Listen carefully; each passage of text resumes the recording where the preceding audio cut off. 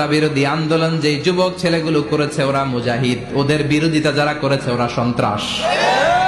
নিরাপদ সড়ক চাই আন্দোলন যে ছেলেগুলো করেছে এক একটা মুজাহিদের বাচ্চা, ওদের বিরোধিতা যারা করেছে এক একটা কুখ্যাত সন্ত্রাস। এজন্য হকের পক্ষে যারা থাকবে, ইসলামের পক্ষে যারা থাকবে, ন্যায় নীতি সাম্যের পক্ষে যারা থাকবে তারা মুজাহিদ।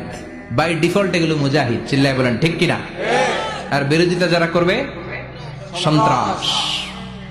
যুবকরা হচ্ছে শক্তির আধার, তাদের মধ্যে আছে প্রাণ ঢালা উচ্ছ্বাস, তাদের রক্ত গরম, তারা চাইলে অনেক কিছু করতে পারে, পারে না? কোটা বিরোধী আন্দোলন করতে পারে, তারা নিরাপদ সড়ক চাই আন্দোলন করতে পারে, তারা দুর্নীতিমুক্ত বাংলাদেশ গড়ার প্রত্যয় নিতে পারে, চিল্লায় বলেন ঠিক কিনা?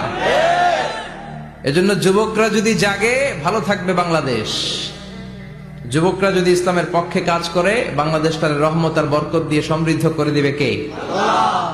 এজন্য যুবক ভাইয়েরা যারা আছে, তোমাদের এই সময়টা অনেক দামি সময়, তোমরা আগামী দিনের সম্ভাবনা, তোমাদেরকে অনেক দূর যেতে হবে। You have to make a very bright career for your society, for your family, for your country. তোমাদেরকে অনেক দূর যেতে হবে।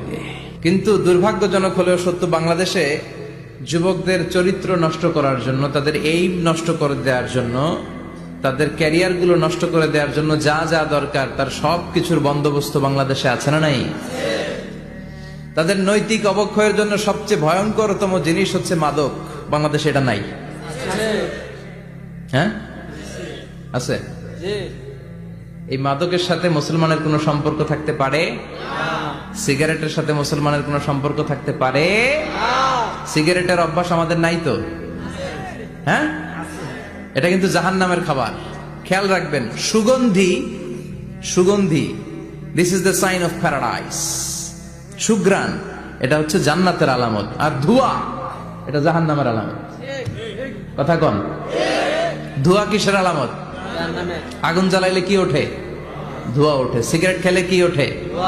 পৃথিবীতে এই একটা মাত্র খাবার আছে যেটা টয়লেটে বসে খাওয়া যায়। কথা বলেন, খাওয়া যায় না? টয়লেটে বসে খায়। আর পৃথিবীতে এই একটা মাত্র খাবার, পণ্য, যেই পণ্যের উপরে লেখা থাকে সংবিধিবদ্ধ সতর্কীকরণ।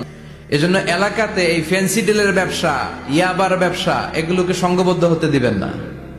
জনপ্রতিনিধি কেউ আসছেন কিনা জানি না মঞ্চে, আমি জানি না, এটা আপনাদের দায়িত্ব। আপনারা এলাকার গণ্যমান্য ব্যক্তিবর্গদেরকে নিয়ে ওদের যে স্ট্রং একটা সিন্ডিকেট আছে এটা ভেঙে দেন, এলাকাটারে সুন্দর করেন, যুবকগুলোরে আল্লাহওয়ালা হতে সাহায্য করেন, ঠিক কিনা?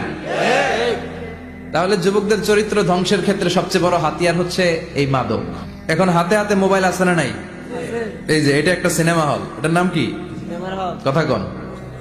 যত সিনেমা আছে সব ঢুকানো যায়, আবার মাহফিলে ঢুকানো যায়। The choice is yours, the decision is yours. তুমি জান্নাতে যাবা না জাহান্নামের লাকড়ি হবা, সিদ্ধান্ত তোমার। এগুলোর ভিতরে এখন ব্লু ফিল্ম পাওয়া যায়, ইন্ডিয়ান নায়িকাদের নেকেড সিনারি পাওয়া যায়, যায় না? কথা কন। যুবক ভাইরা, এগুলো থেকে তোমাদের বেঁচে থাকতে হবে। নজরের লাগামটাকে টেনে ধরতে হবে। বিষ্ণু বলেছেন, আন-নাযার সাহমুন মাসমুম মিন সিহামি ইবলিস। দৃষ্টি হচ্ছে শয়তানের বিষ মাখানো তীরবানের মধ্যে থেকে একটা তীর। এই তীর দিয়ে শয়তান যুবক আর যুবতী মেয়েদেরকে কাবু করে ফেলে, ঠিক কিনা? চিল্লায় বলেন ঠিক কিনা? এজন্য নজরটাকে হেফাজত করতে হবে। Zee Bangla, Star Jalsha, Kiranmala, Hindi cinema, naked film, blue film, এগুলোর সাথে কোনো মুসলমান যুবকের সম্পর্ক থাকতে পারে না। আমাদের দেশের ছোট্ট ছেলে মেয়েরা মসজিদে গেলে আমরা তাড়িয়ে দেই, দেই না? তুরস্কে একটা প্রজেক্ট নিয়েছে, যে ছোট্ট ছেলে মেয়েরা 40 দিন লাগাতার 40 দিন ফজরের সালাত জামাতে পড়বে। মসজিদ কর্তৃপক্ষ তাদের প্রত্যেককে একটা করে সাইকেল দিবে। এখন পোলাপানগো ভিড়ে মুরব্বীরা প্রথম কাতারে জায়গাই পায় না। সুবহানাল্লাহ কইবেন না? হোয়াট এ অ্যামেজিং প্রজেক্ট, কি সুন্দর ইনিশিয়েটিভ। আমরাও চাইলে নিতে পারি, ঠিক কিনা?